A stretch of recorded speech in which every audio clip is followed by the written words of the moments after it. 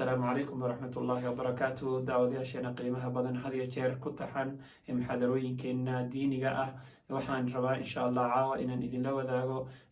dardaaranadii nabiga uu jeediyey ummahaati almu'miniin hooyooyinkii markaa mu'miniinta khaasatan iyo dumarka guud ahaan dardaaranku nabiga u jeediyey qaar kamid ah rabaa inaan idinla wadaago caawa waxaa miiska noo saaran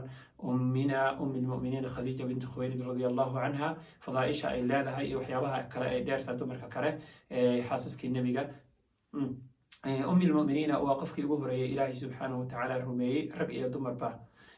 المؤمنين وقفك أهري حاسك أهري نبي أويا شيء رضي الله عنها المؤمنين وقفك وقبلي أهري سي النبي قال بركة على لتكتوي صلاة لتكتي عفوا وصلاة لتكتي وحي لبركة على قلين هور لتكنجري لبركة على قلين قدام لتكنجري انت صلاة لواجبين كور